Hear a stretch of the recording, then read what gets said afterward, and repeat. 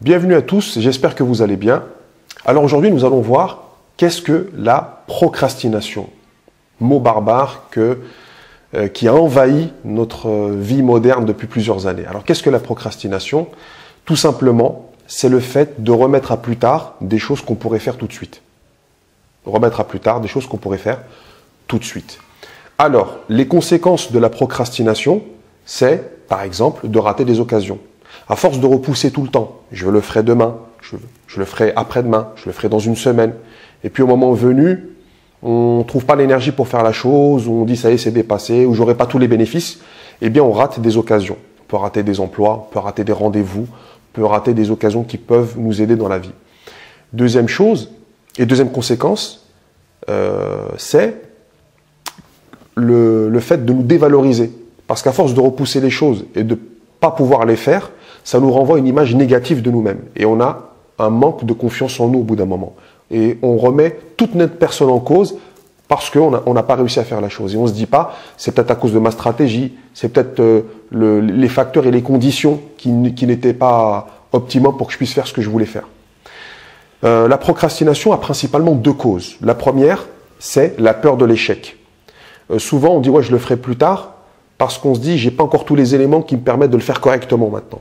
Donc si j'échoue, c'est pas bien, c'est négatif. L'échec dans notre culture, c'est synonyme de remise en cause totale de notre personne, ce qui est entièrement faux.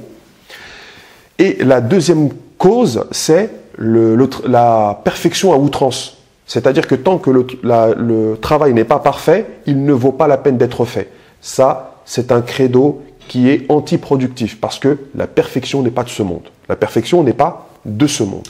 Alors, vaut mieux commencer un travail minime soit-il, que de ne rien faire du tout. Et puis après, de le parfaire, voilà, de se donner du temps, d'accepter les échecs, etc. Donc la procrastination, la solution la plus rapide à faire, c'est dès que vous avez quelque chose à faire, de dire je vais commencer et j'aurai le temps de terminer plus tard. Mais il faut toujours commencer avec un petit truc très facile à faire, très simple, pour feinter le cerveau, parce qu'en fait, tout ça, ça se passe au niveau inconscient. Et la lourdeur des tâches, par exemple un étudiant, là ça me vient comme ça en vous parlant de ça, mais un étudiant, quand il repousse ses révisions, qu'est-ce qu'il fait? Il dit quand je révise, il faut que ce soit parfait, que je sache tout ce qu'il faut faire, que je connaisse tout le cours. Mais comme c'est lourd, il dit bon, comme là c'est un peu facile, je le ferai plus tard. Et plus tard. Et plus tard. Et ce plus tard, ça se transforme. Oh, le partiel, c'est dans une semaine.